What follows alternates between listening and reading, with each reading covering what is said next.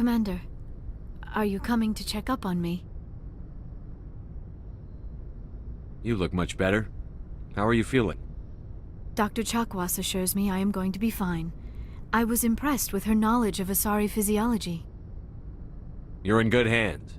Dr. Chakwas knows what she's doing. I never properly thanked you for saving me from the Geth, Commander. If you hadn't shown up,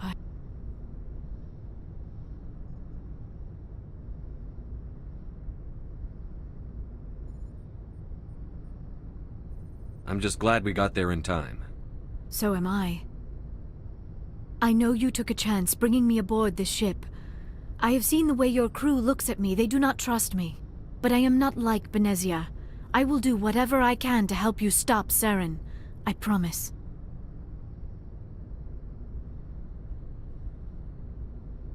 Don't worry, Liara. I trust you. I know you won't let me down. It means a lot to hear you say that, Commander. Thank you.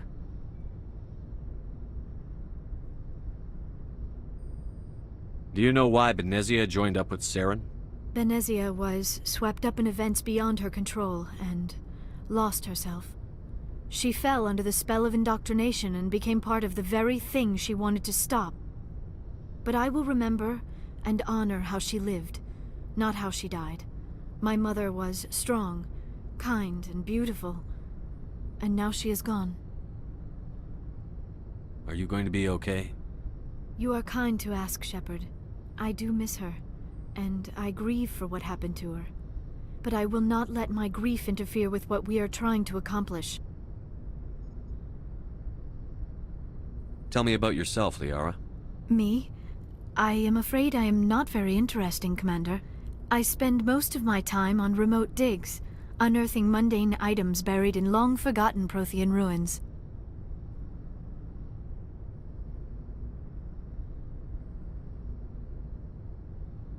Sounds dangerous. And lonely. Sometimes I would run afoul of indigenous life forms or stumble across a small band of mercenaries or privateers, but I was always careful. Until the Geth followed me to Artemis Tau, I never found myself in any situation my biotics could not handle. As for the solitude, well, that is one aspect that most appealed to me. Sometimes I just need to get away from other people. You don't like other people? I suppose it comes from being a matriarch's daughter. People expected me to follow in Benezia's footsteps. They wanted me to become a leader of our people. Matriarchs guide their followers into the future. They seek the truth of what is yet to come. Maybe that's why I became so interested in the secrets of the past. It sounds so foolish when I say it out loud. It sounds like I became an archaeologist simply to spite Benezia.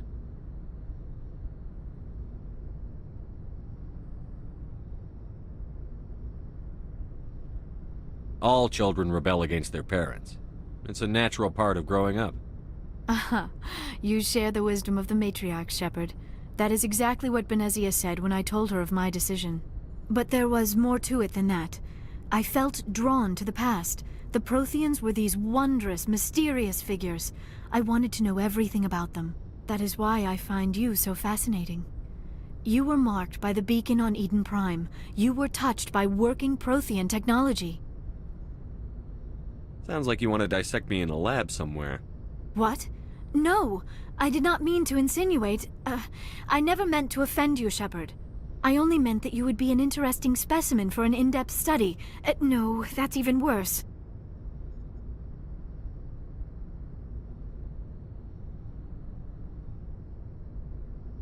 Calm down, Liara. I was only joking.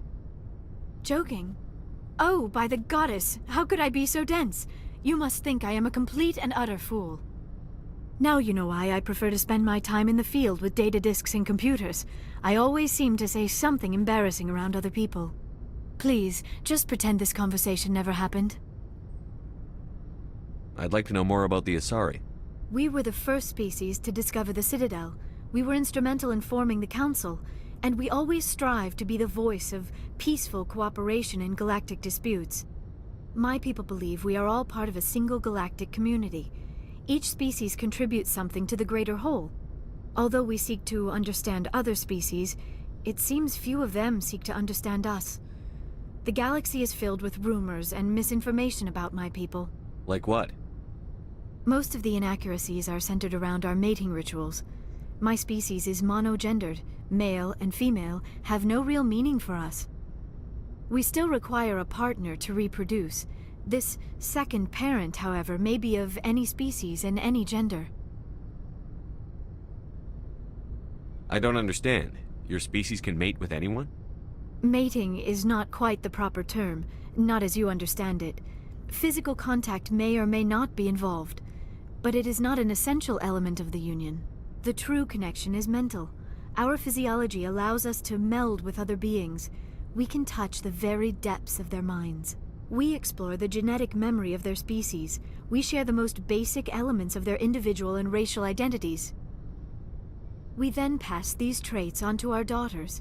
It is how we learn to grow as a species and how we develop a greater understanding of other races. What happens to your partner after the union? Every relationship is different. Some unions are a single encounter with both parents parting ways afterwards. Others can be more long-term. Sometimes an Asari and her partner will stay together for many decades.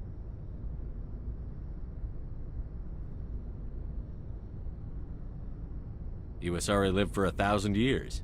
What happens when your partner dies? Few sapient species live as long as my kind. We have learned to take a philosophical approach to our unions. We do not focus on the inevitable loss of our partners. Instead, we enjoy the time we spend with them. And even after they're gone, a part of them lives on in us. The union is a connection that transcends both time and space. Do you know who Matriarch Benezia chose as her partner? She rarely spoke of her partner. Though I know my father, if you want to use that term, was another Asari.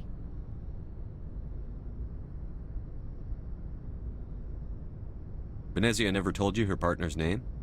Union with our own kind is no longer common, not for the purposes of reproduction. Most Asari believe it weakens our species. Asari daughters inherit racial traits from the father species. If both parents are Asari, then nothing has been gained, or so conventional wisdom would hold. I am what is sometimes called a pureblood, though no Asari would ever be cruel enough to say the word to my face. It is a great insult among my people. It is possible Benezia's partner was embarrassed by their union. She may have been too ashamed to publicly acknowledge me as her offspring.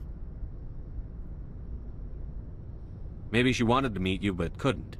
Something could have happened to her. Maybe she passed away. You might be right. I hope you are. But I have no way to know for sure. Benezia never spoke of her partner. Whatever happened, it caused her too much pain to dwell on it. She raised me by herself, though that is not uncommon. Many Asari raise their children alone, particularly if the father species is short-lived. Often the partner will pass on long before the child reaches maturity.